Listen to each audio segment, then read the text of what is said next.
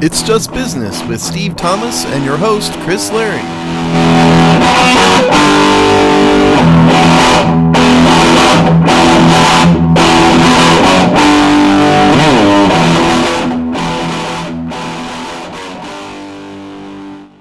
Hello and welcome to another episode of It's Just Business on the Hogstye Network, the show where we look at the dollars and cents and the nonsense of the sports media industrial business complex, chugging along through thick and thin.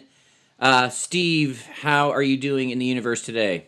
Well, I think nonsense is a good word. There's a whole lot of nonsense going on in the world today, but I survived yet another hurricane. That's right. Yet another one. You know, Louisiana, whatever higher power you believe in personally out there, Louisiana pissed that higher power off because they've had about 4 of them in a row hit Louisiana and not the greater Houston area. So I've caught the back end, for those of you non-hurricane initiated, the west side is the back end of the hurricane, which is a lot less. And every one of them has caught Houston the back end. So, you know, it was a little windy, a little rainy, you know, but survived yet another one, which is good and, you know, better them than us. Well, Louisiana, you've heard it right from Steve. You might want to start sacrificing groupers to Poseidon or whatnot. or, you know, crawfish or something. Because Louisiana's the state of the crawfish. That's a lot of crawfish to satisfy Poseidon, I would guess. Yeah, but I mean, like the St. Charles area has had, you know, the eye pass over them twice in the past 6 weeks. Just awful. But you get it. That's what you get down here when you live on the Gulf Coast, you know. I know the East Coast is figuring themselves quite lucky this season, but it's not over yet. All right, let's jump into it. We have kind of a patina of smaller stories this week. Look at you pulling out the obscure. Do you have your Webster's dictionary sitting next to you today? No, hands are in my pocket, right in the hoodie. You know, I like to surprise the listeners with some colorful language. The first one being that it appears that ESPN, the unstoppable beast of signing live sports, is interested to get back into the NHL business, which they were the NHL's business for a good long time, and where you had to go to watch the NHL. And as a big NHL fan, I knew that and enjoyed ESPN's coverage. But they got out of that business. They're looking like they want to get back in as the NHL considers what to do with its TV contract and go from, does it reward NBC again, or does it let ESPN join the conversation? Overall, I mean, would be an interesting story for us on a number of levels, because tracking these TV deals, which is especially, you know, what we're learning pretty deeply right now, is the lifeblood of these sports. You know, when we understand that fans won't always be in seats. This is pretty interesting because the NHL, you know, they gave their TV rights away basically after their lockout, well, their canceled season. And so to be in a place where they may have a few suitors at the ball is a quite remarkable slow roll success story for the NHL. Yeah, well, first of all, what Chris is talking about is maybe 10, 11, 12 years ago or so. The NHL ended up by force, and they ended up on, I believe it was the Outdoor Channel, was who ended up with their TV rights. And the reason is the product was dead. Nobody wanted it. Even the NHL, the Stanley Cup Finals, didn't do anything, you know, basically on TV. I think that was the only thing that got bumped up to NBC was, I think, Game 7. The end. It wasn't even the whole Stanley Cup Finals. No. It was just like the final game, and that was it. You know, it's weird because the NHL seems to have been the one sport out of all of them right now during our coronavirus time that has done pretty well. You know, every other sport, you know, the ratings are in the tank. We're not going to get in a big ratings discussion today, but the NFL ratings are in the tank. The basketball ratings have been just an abject disaster for a whole bunch of reasons. But the NHL is out here getting new TV deals from ESPN. And first of all, I never understand where ESPN gets all the money to do this. Their corporate parent just laid off 28,000 people. Disney, did you see this, Chris? Yeah. 28,000 layoffs. They're just absolutely hemorrhaging money.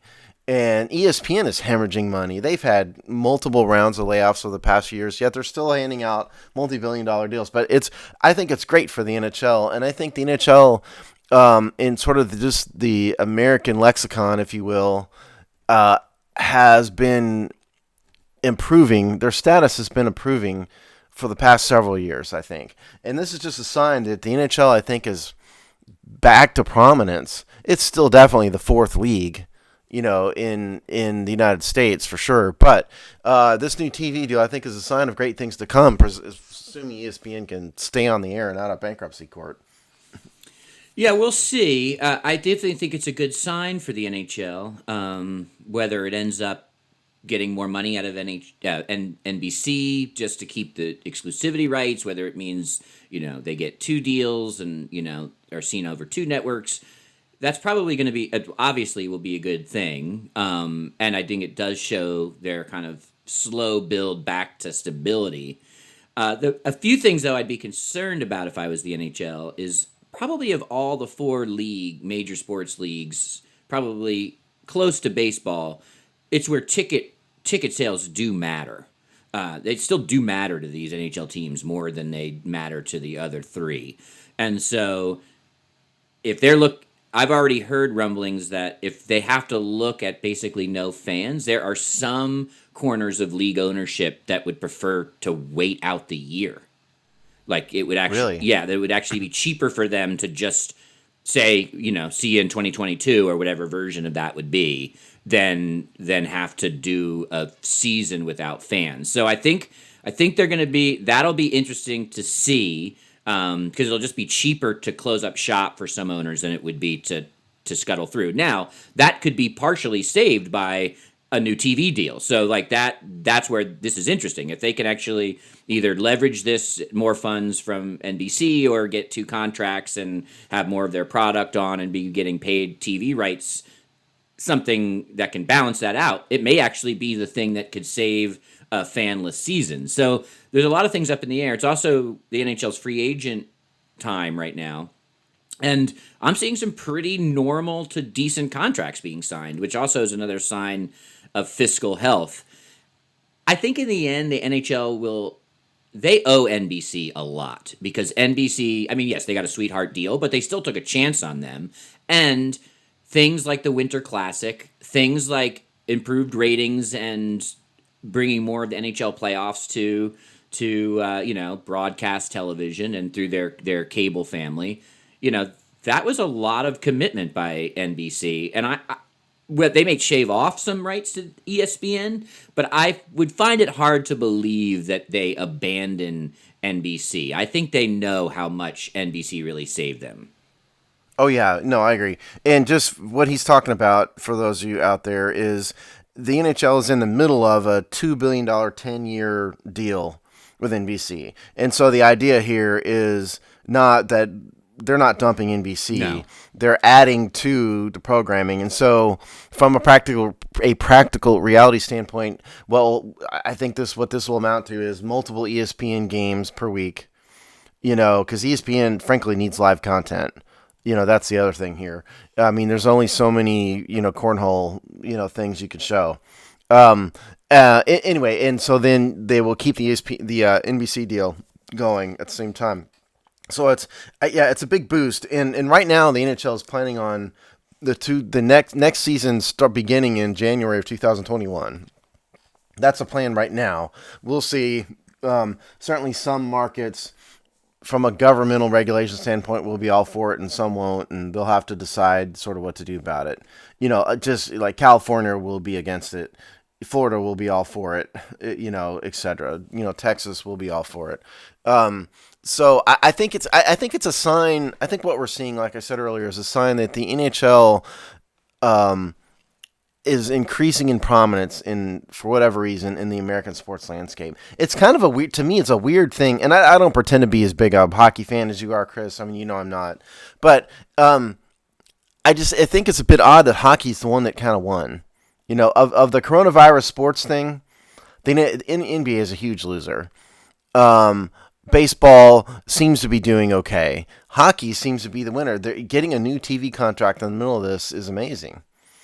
So good for hockey. Absolutely great for hockey. And they've developed a couple markets in the past, 6, 7, 8 years. Nashville's become a prominent market.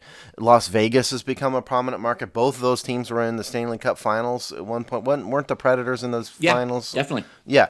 Yeah. And so they've grown as sort of like an alternative for some people. It's who are sick and tired of the other sports. They've turned to hockey. Like my father has turned to hockey. Never been a hockey fan. He got sick and tired of watching football and basketball, and so now he's become a big hockey fan. And I think there's a lot of people like that hockey is taken advantage of. And this is the reason for, beyond the fact that ESPN just needs something to televise that's not cornhole. I think that's why the NHL has got this new contract, or at least, on the table. They're also about to launch a new expansion team in Seattle, so there's another example of fiscal health. Yeah. I keep thinking you were making fun of Kornheiser there for a second before I. No, cornhole. Yeah, I know, but I'm all for making fun of him too, but not in this context. Because ESPN is literally broadcasting cornhole. Yeah, I know. For those of you who, yeah. I think what's interesting too is, as you alluded to a few times, I mean, and we've talked about in the past, is ESPN. We talk about ESPN, but we really talk about Disney. Their long game here, which could fail, and doesn't make a lot of short term financial sense, but. I think what they're doing is they're positioning themselves to own all sports streaming content at the time when things fully click over to that model, and they're basically just throwing around big elbows now so that they lock it all up. Whether that's sustainable or not, I don't know, but I would guess pretty heavily that that's their strategy, and then that mindset that's a decades. That's looking decades out to some degree. Yeah, and ESPN and the NHL is a growth property. They're buying early, so to speak. I mean, obviously, the NHL is very old, but in terms of growth, in a new cycle, a business cycle, they're on an upswing, and that's what ESPN is buying into. There's no doubt ESPN is spending all the money. Every dollar they have is going into this stuff, and how they've survived is, number one, Disney's let them do this, and number two, they've had a ton of layoffs. So they keep their costs down by just keep firing people and keep locking up these TV deals. Yeah, I think it's a very long game, because they've had more competition. If you go back 15 years, the Fox Sports 1 network didn't exist. The NBC Sports Network didn't exist. There's a CBS Sports Network that's got a ton of college football games. None of those existed.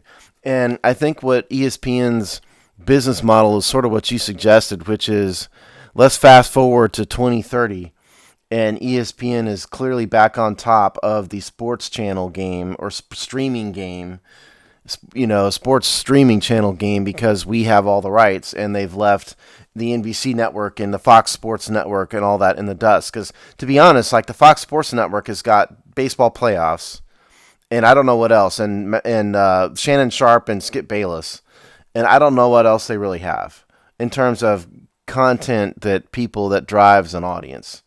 Not nothing that I have ever noticed other than that. And like I watch my Dodgers, on Fox Sports this week, but and I don't know what kind of audience Bayless and Shannon Sharp even get, there. So I think that's what ESPN is doing, and they still have a ton of college football. Despite CBS getting a ton of college football too, there's a ton to go around. So it's I'm glad for hockey, and I think it's ESPN looking way in the future. That's what this is about. Yeah, I think there's little doubt about that, and you can already see some of their strategy. I mean, they feature the ESPN brand as part of their Disney Plus bundle already.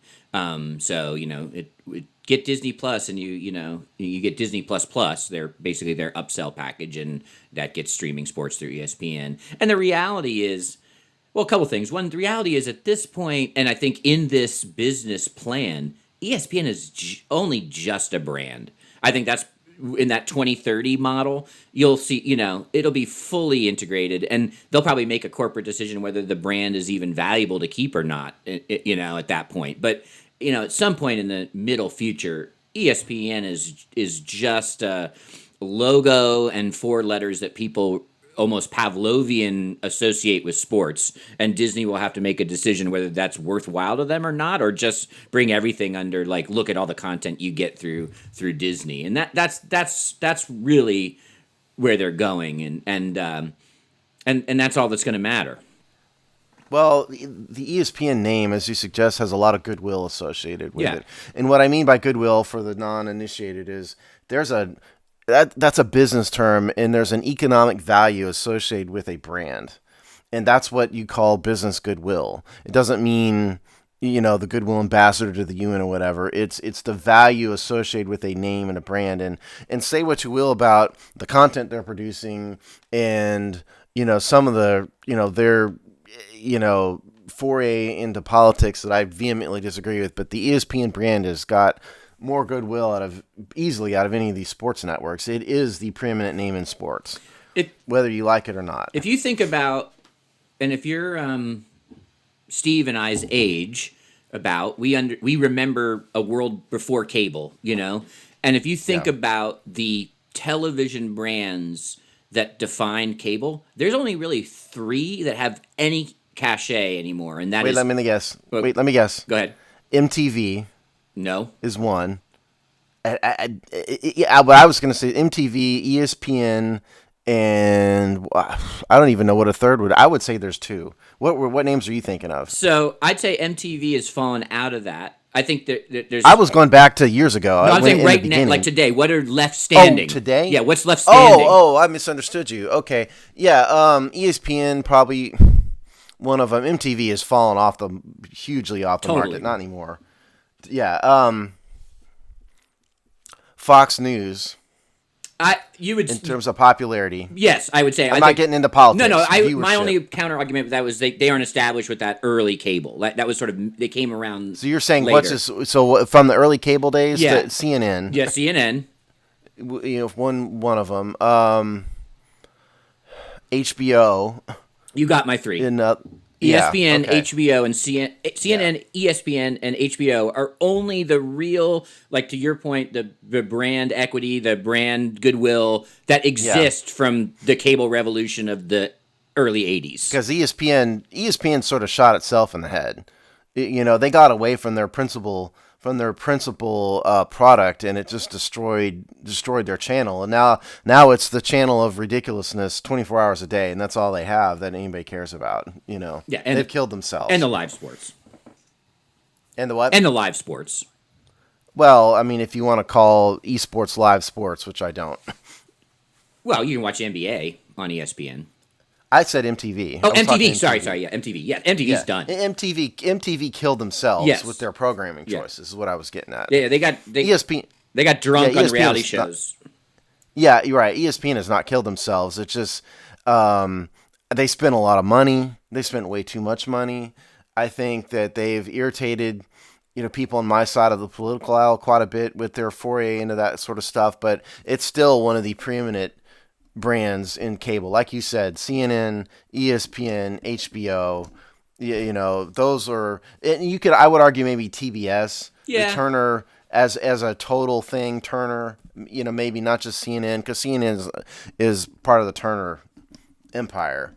But yeah, that's what it is. And so I think to circle back and finish this topic, the NHL kind of getting back into one of those preeminent networks again is a sign that I think the tide has turned, because at one point in time, right around that Outdoor Channel contract, I think Outdoor Channel is owned by Universal. It's loosely a part of NBC, and which is why the Stanley Cup final game ended up on NBC was because of that. But they've gone to the bottom, they almost drowned, and they've come out of it, and now the boat is in the water, and the sails are furled, unfurled. One kind of prediction about the NHL I'll put out here, and we'll see in January, is I wouldn't be surprised if a couple of franchises play in Canada for this upcoming season. Let's say it'll still be the New York Islanders or whatever, but they'll play in Medicine Hat, and there'll be some. Is Canada going to be any better though? It's already better. So, and that's one of Is the it? reasons why the bubble worked better, because they were in Canada. So I wouldn't be surprised if there's some kind of like lend-lease deal between a U.S. city and a Canadian city for a team to play there. I think that might be one of the things we might see. Yeah. Because Canada's obviously the roots of the NHL, and so they're not afraid to go back there, despite the fact that it's a smaller market. For them, it's a great market. Yeah. So I could see that happening. All right, so let's move on to kind of another interesting topic here, which is we're going to hit a couple versions of this, but for decades there's been this stereotype, and sometimes stereotypes are backed up by reality of the athlete that gets their money, blows through it, is destitute by the time their playing days are over, so on and so forth. Often part of that sad story is bad investments. But we're seeing in this kind of younger generation of athletes more business savvy. Oh, excuse me. More business savvy and more of a willingness to take risks. And not that those athletes in the past weren't taking risks, but if the risk was a restaurant, which is usually always a bad, financial risk for anyone, and it's similar kind of, where the chips are stacked against you, business propositions are looking at much different, much more sophisticated investment opportunities. And we're going to talk about sort of two stories. One, athletes taking equity in a company as part of their endorsement packages. So not just getting the check, but also getting a percentage, getting points, getting ownership in that company. And then two, actually building VC firms as a collective to sort of do joint investing, usually probably with advisors and people that are familiar with and experts in that world. So really interesting. Yes. Number one, the athletes taking stakes in return for endorsements stories with The Athletic. And if you guys don't subscribe to The Athletic, it's really good. We have a Hogsty account with it, and it's they I think they do better material than any other sports network, online sports network personally. But okay, so the name of the story is Mahomes Westbrook join wave of athletes taking stakes in return for endorsement by Bill Shea, Thursday, October 8th. And the focus of the piece is a company called Hyperice, which I'd never heard of.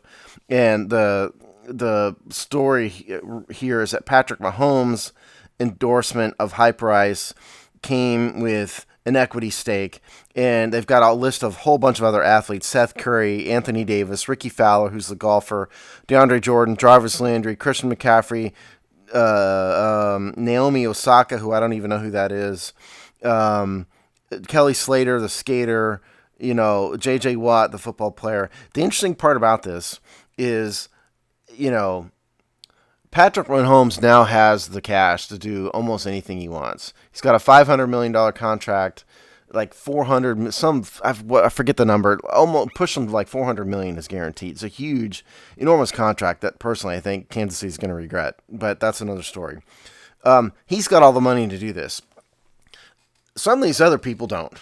Like how much money can Kelly Slater really have? I mean, yes, he's the preeminent name in skateboarding, but it's kind of, from an income standpoint, he's not up anywhere close to Mahomes' money. Ricky Fowler, the golfer, I mean, again, he's got more money than you and I do, Chris, but, he's not nearly that level. So a lot of these guys are taking big risks in not taking their money up front, because what an equity deal is, let's just be clear. So if you go back 20 years or 30 years and you got like Larry Zonka, and there used to be a whole bunch of football players that would advertise for Bud Light. Remember those commercials? Oh, of course, yeah. Yeah, they were great. Tastes great, less filling. That. Those guys aren't getting an equity stock in Coors Light, or wasn't it Coors? I forget what it was. I think it was Miller Lite. Okay, yeah, Miller Lite. But they're just getting paid by commercial. So what we're talking about here is Mahomes is endorsing Hyperice. and he may be getting some money up front, but the bulk of his money is coming in the form of stock in the company. So that could go boom. You could be doing these for nothing, when the company dies. So it's a risk. It's a risk that guys like Patrick Mahomes can take. But some of these other names, the Ricky Fowlers of the world, or Naomi Osaka, who, again, I don't even know who that is. She's a tennis player. Okay, there you go, tennis player. I'm sure she's doing well, but they're taking a big risk. Now, I think it goes to the mentality of the professional athlete. I read a semi-academic study on this one time, and the point was that in order to rise to the level of elite professional athlete, you have to have a risk taker's mentality, and that kind of bleeds over into their business life. It's why you see so many athletes become entrepreneurs, and nowadays, which is what we're going to talk about, the VC funds. Athletes don't have the mentality where they want to be done and go work for Exxon or whatever and sit in an office.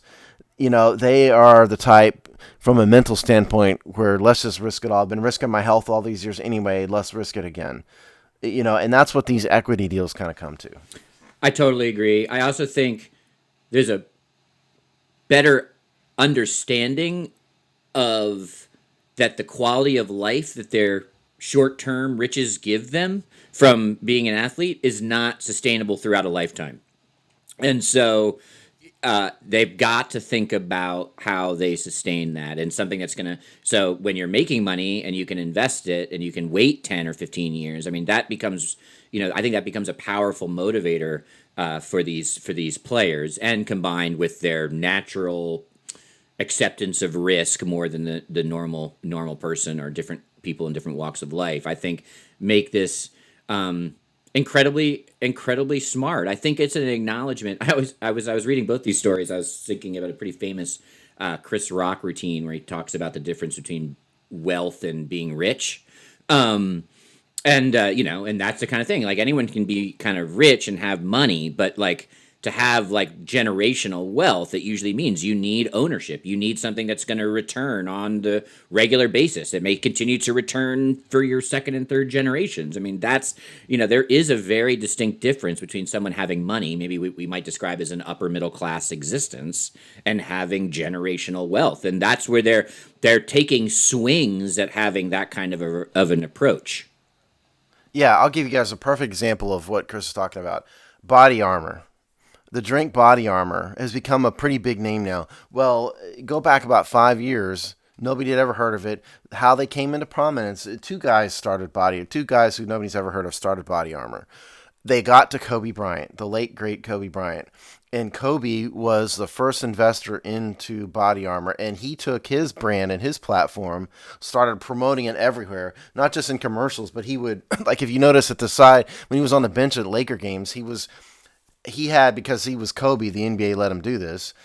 He didn't have the Gatorade towels. He had a Body Armor towel around him, for example. And normally they wouldn't let people get away with that, but he was the biggest name in basketball, so they did.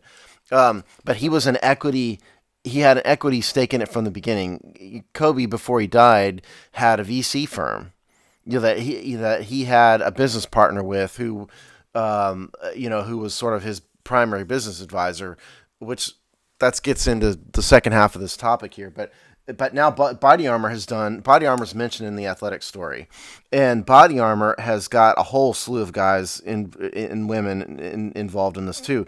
Christian McCaffrey, Ronald Acuna Jr., Drew Lock, CeeDee Lamb, Baker Mayfield, Megan Rapinoe, who's an evil witch, Diana Taurasi, Mookie Betts, all this huge list of people. They're all taking equity stakes, all of them, and that's just almost the new model for these kind of startup, businesses like that. And the first one I really remember was Kobe, but there's others. Like I think like Shaq has a stake in Papa John's Pizza now, for example, and Shaq is maybe the innovator of this. Shaq has always taken equity stakes in a lot of these companies that he endorses, and it's a lot of it is a function of how much money they make now. One of the biggest success story, probably the model, is David Wright. Who I think a good chunk of years ago, almost 2 decades, had got a .05 stake in Vitamin Water, I believe, if I'm getting it, I think it is. When that got bought out, I believe by Coke or Pepsi or one of the big drink bottlers, he made $20 million. Now, David Wright was a very successful baseball player, signed a couple of big contracts. Was not a journeyman. Played for one team his entire career, and I think that through 3 contracts or something along that with the New York Mets. $20 million payout, even for a David Wright, on something that probably cost him very little at the time. Okay, so I'll take $500,000 less in my contractual, my overt payout from an endorsement that equaled $20 million when that company was sold to a big player. That's not a trivial payout, even for a player with a career like David Wright. Yeah. Now, if you want to read about this, the second hit on my Google post as Chris was talking was Huffington Post, which I don't normally endorse, but they have a story going all the way back to 2008, which is around the time that Vitamin Water got bought out by Coke for $4 billion, and it does say that Wright made $20 million, on the deal. He said he took a 0.5% ownership stake in the company, as Chris suggests. A brilliant move at the time, and of course, for every Coke or vitamin water, there's a Hyper Ice, and we don't know. I've never heard of Hyper Ice. It's something about, if you read the athletic story, it's in the rehab space, athletic rehab space is what they're doing. But that might fail, and if that's the case, Patrick Mahomes can shrug his shoulders and chalk it up to, oh well, bad investment. But there's more athletes that can't, and so I think it's smart. But I do think that some of these folks need to watch themselves because they aren't business investors. They don't have MBAs. They don't really know what they're doing. They need to make sure that they have the proper advisors around them. That is the key. Yeah, for sure. And also, it's not a ton of risk by the companies, right? So they save whatever percentage off the what they have to overtly pay the athlete for the endorsement at the time. So they get the endorsement at a cheaper cost. And when you're talking about handing out 0.5, 1%, I mean, we're not talking about giant equity stakes here. Especially when you look at like Hyper Eyes, we read a list. It's like 15 or 20 names, right? So they're not getting, 5% equity would be ginormous in those. So it's not a lot of risk either for the companies. And if they go belly up or if it doesn't work, it's not like they're really, the stakes that they have to pay these would probably be either wiped away or it'd be so minimal or fall into bankruptcy court or whatever. 5 cents on the dollar in bankruptcy court, yeah. So it's, from the endorser side, they save cash. They still get the brand and the name. If the Coke vitamin water scenarios happen, they'll gladly pay out the $20 million, on a $5 billion deal. That's not hurting them either. So they're not losing voting stakes, no, particularly because they're giving out so little it doesn't matter. Right. So it's actually smart on the product side as well. It's not a ton of risk on their side. It's really is super, super fascinating. The other version of this that we also talked about was that Malcolm Jenkins has now started, I think, with at least 4 or 5 other players and also one Philadelphia area broadcaster. Yeah, it's Devin and Jason McCourty, Rodney McLeod, and Jordan Matthews. And somebody who I've never heard of, Philadelphia news anchor Sherry Williams. But go ahead. So they basically started a traditional VC investment firm, that works and probably has advisors just like any other. You want to explain? We've done this before, but for those of you who are new, explain what a VC fund Well, is. venture capital. So it's when a company or an idea is out there trying to raise funds so that they can build before they have to worry about profit. They go and then there's these either individual investors or investor collaboratives or these funds that decide on strategic bets. It's like not that different than stocks in some way, but they're making. Well, it's like, what's the show on ABC that's got Mark Cuban involved in it? Shark Tank. Yeah, it's basically Shark Tank. Right. Think Shark Tank. So they have a portfolio of things that they're investing in, and they understand what their return is, and they build that portfolio over time, and they look at what the return on that is. And so Malcolm Jenkins and that group has done that, and they've actually started out with very traditional investments. Airbnb, Automatic, which is the company that makes the WordPress website builder. So, I mean, very like stuff that you would easily see in some Silicon Valley or Silicon Valley adjacent venture fund. They're making very similar bets, which means they're making safe bets. And they basically say it in the article that they're going to build their firm on kind of traditional, really just kind of following a Silicon Valley VC firm's playbook. And then once they have enough clout, they have enough funds, they've got enough track record of success, they'll start being more adventurous. And it sounds like having more of a kind of financial social justice focus on what their investment strategy is. But seems very smart to me in terms of like, especially, and this is the caveat to both these stories, if you have the right people advising you and doing the actual management of these deals and funds. Yeah, that's the key. And by the way, this story is with Front Office Sports, and it's called Malcolm Jenkins Starts VC Fund with Other NFL Players on Board by Torrey Hart, also dated October 8th. Yeah, the key here is exactly what you just said. It's, do you have the right business guys attached to it? Because Malcolm Jenkins is a football player. He's not a business guy. He doesn't have time. He doesn't have an MBA unless there's something about him I don't know. He does not have an MBA. So they need the right people. And they do have, they have an advisor, Rashawn Williams, who runs another fund that's worth $300 million within the Manhattan Venture Partners world. So they've got a real business guy running this thing. $10 million sounds like a lot of money, and it is to you and I, but it's it's a tiny, minuscule drop out of a faucet in the world of VC. So this is a ground floor investment. It's a small amount of money that they're hoping will grow. And like you said, the things they are investing in are smart. They're not starting off with crazy. They're starting off with safer bets, with the Airbnb safe bet, for example. So I think it's very smart because, again, it comes down to, do you have enough money to do this? Right now, they do. Malcolm Jenkins, these other NFL players are making enough money where they can afford to invest some small amount of money to bet on their future. And this is exactly what you said. It's a way to set themselves and their families up for when they're done playing and they do not have the ability to make millions of dollars a year. Because the truth of the matter is, the people who get into broadcasting is a very small number. Yes, there's millions of dollars in broadcasting, but it's a tiny, tiny group of people who do that. The bulk of these folks, when they retire, are in, quote, regular, unquote, careers. And so this is them setting themselves up for the future. I applaud it wholeheartedly. The other thing that I think is smart about doing it as a fund or a firm is that you also distribute the risk at that point.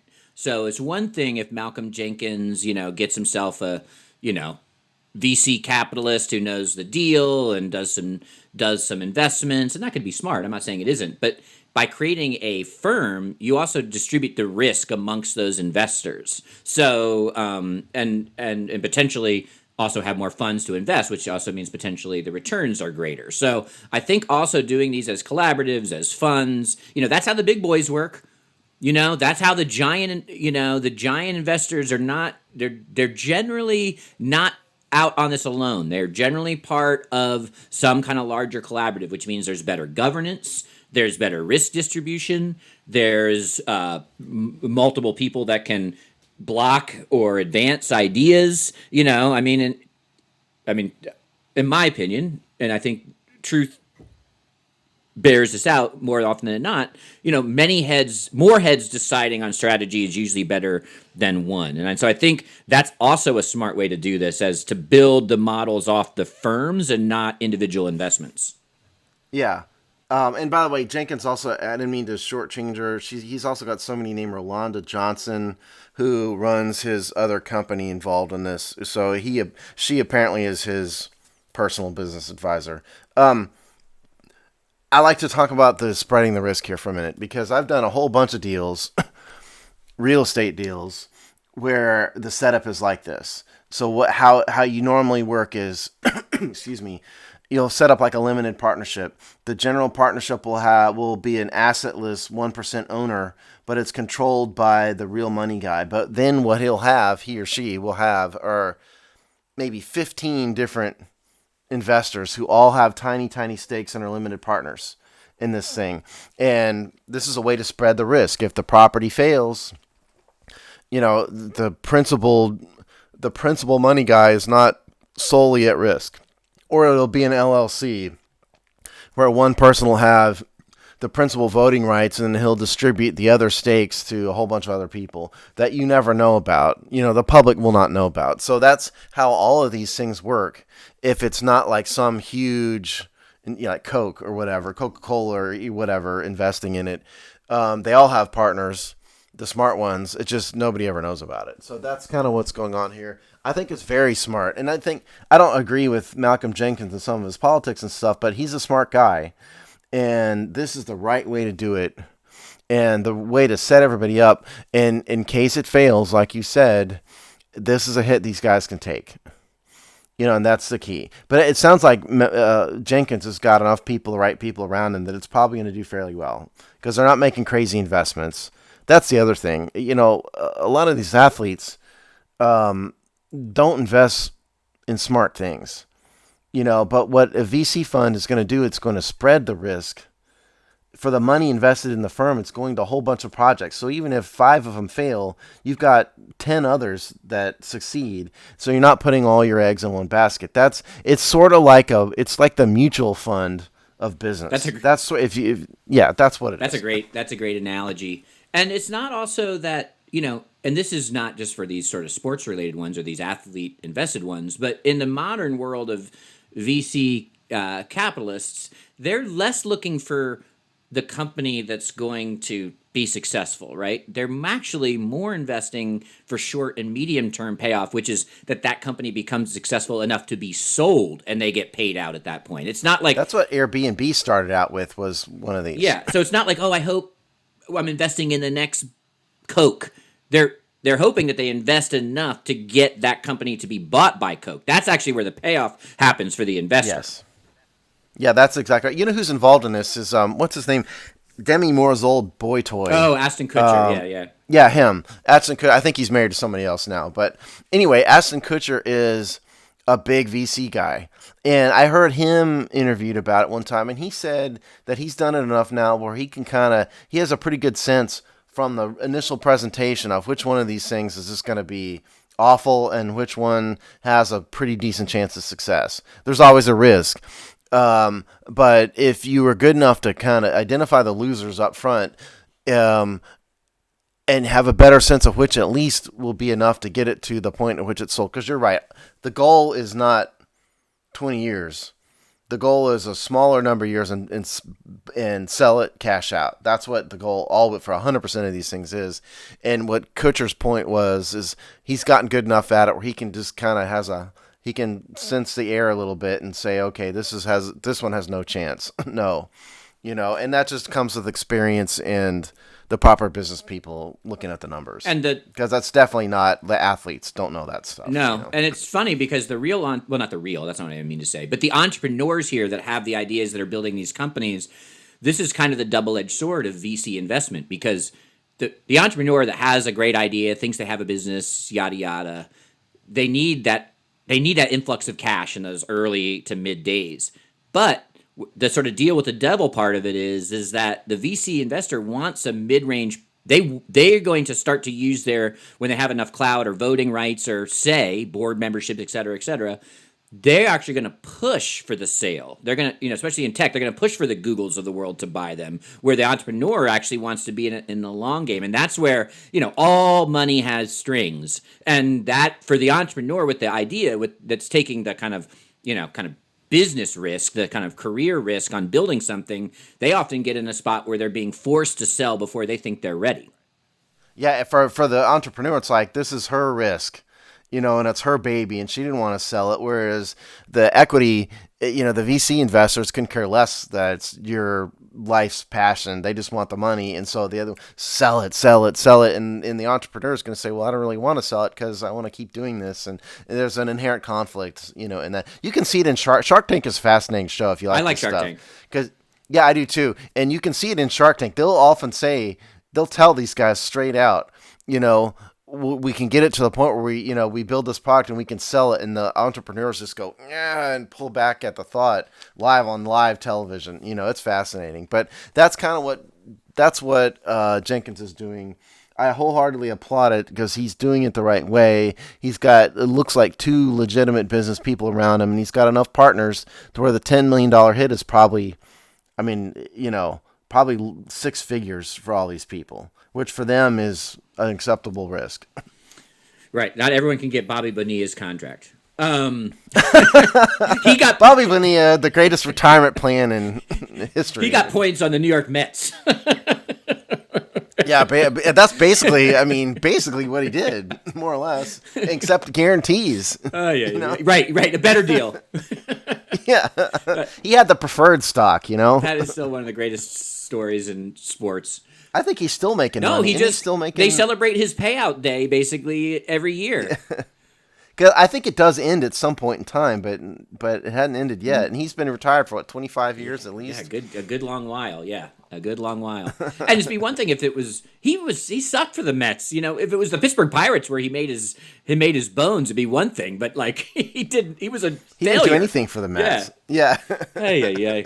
All right. Well, we have one kind of final, kind of comical but kind of interesting story as well. Is that the Green Bay Packers, and more importantly, their kind of, how they do business within their stadium, has made a decision that they are going to move towards cashless transactions. So basically, if you want to buy a hot dog and a Milwaukee's Best and a pennant at a Green Bay Packers game at some time in the future where you can go to a Green Bay Packers game, you will need to do some kind of probably Apple Pay, Venmo, yada yada. Traditional credit card. Yeah, traditional credit card. Right. You're going to have the cashless way to pay for the beer, the hot dog, and the pennant. And sooner than later. This is not I think they thought of this as we're going to phase out cash, ... and here's our 5 to 10 year plan. But probably COVID is both a reason and a umbrella towards speeding up these plans, because they can say, and somewhat maybe rightly so, that people are going to be less interested in going in their pockets and handing over physical things, even though it's not really transferred that way.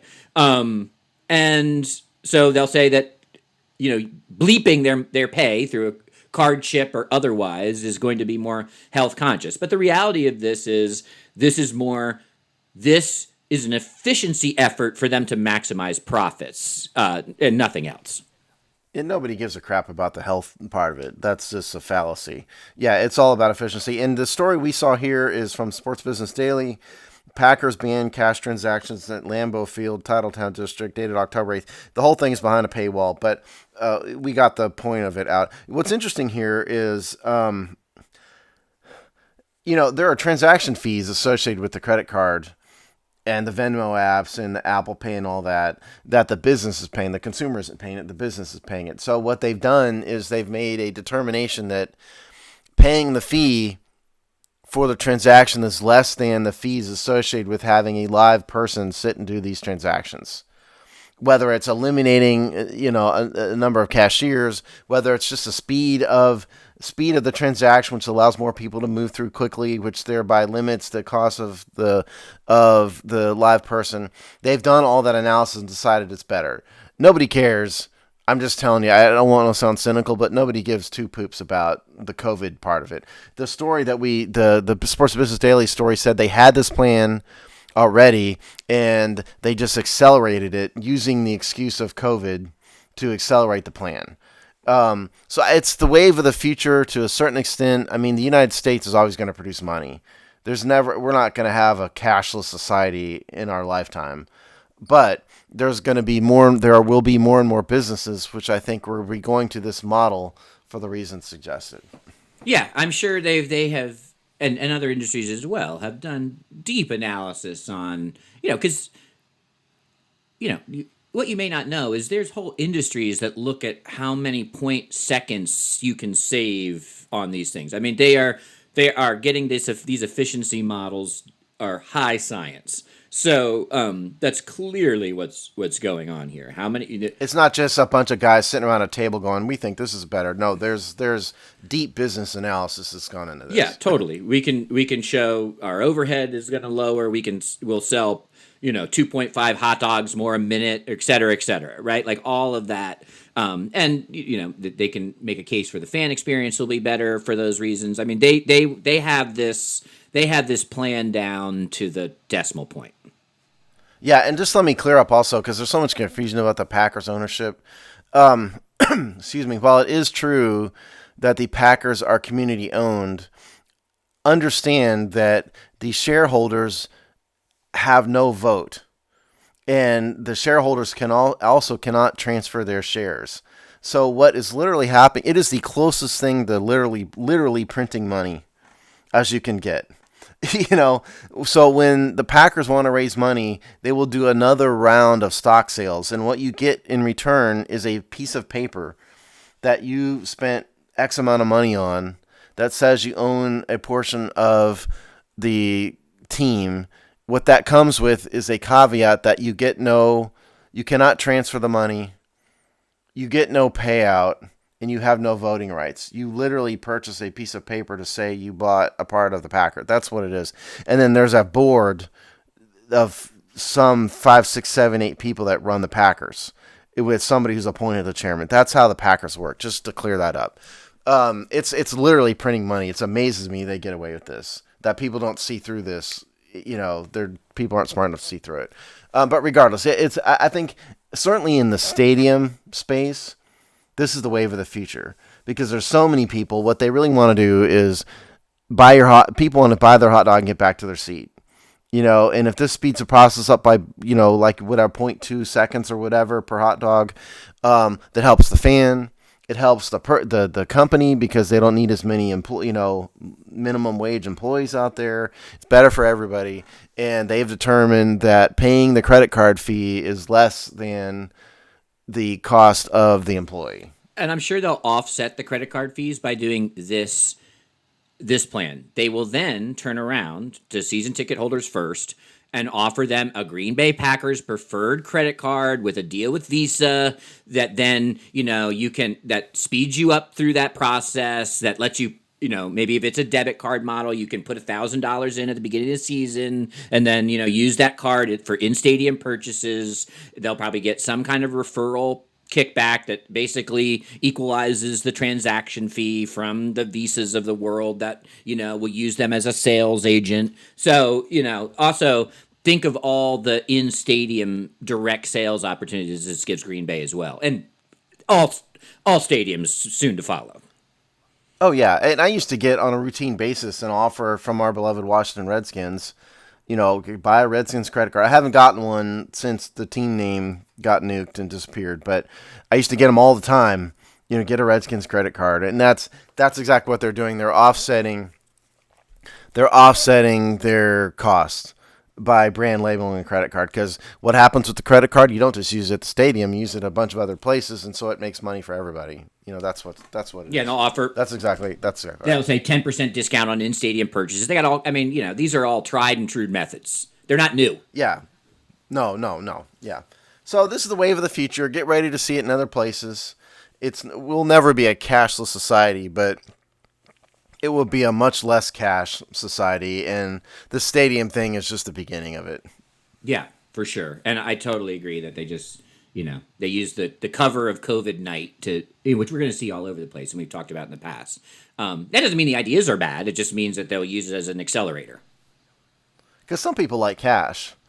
I don't carry a lot of cash, but I'm just old-fashioned, and if I have it, I'd rather pay with cash because I don't trust credit cards. But I mean, I personally, I don't use the phone apps and all that because I just don't trust it. But a lot of people do, and it's not right for me, but it's right for a lot of people, and it just makes life easier for them. My daughter won $5 off me in a bet because we were like gonna order Chinese food, and I was like, well, I gotta call ahead, and I don't have my wallet on me. And she's like, Dad, they take Apple Pay. I'm like, they don't take Apple Pay at the corner Chinese food place. She's like, $5 they take Apple Pay right now. And then she's like, all right, so call. I'm like, do you accept Apple Pay? They're like, we do. I was like, ah! The question is, did you give her a $5 bill or did you transfer electronically No. $5 to her? Funnily enough, I gave her a crisp $5 bill. So See, you're getting old school like me, man. all right, well, with that mirth, we'll bring this episode to a close. Steve, you want to tell people the excitement within the Hogside Network? Sure, yeah, absolutely. We're in the heart of the football season, obviously, so we've got our regular weekly game previews and our regular game wrap-ups. Rob Henson, the former NFL player, is a regular member of the show now. So there's that. Rick Snyder's Seasons of Discontent show is back and will continue throughout the football season, so take a look at that, and we've got all our regular written content. There we go. All right, so we will see you in 2 weeks' time.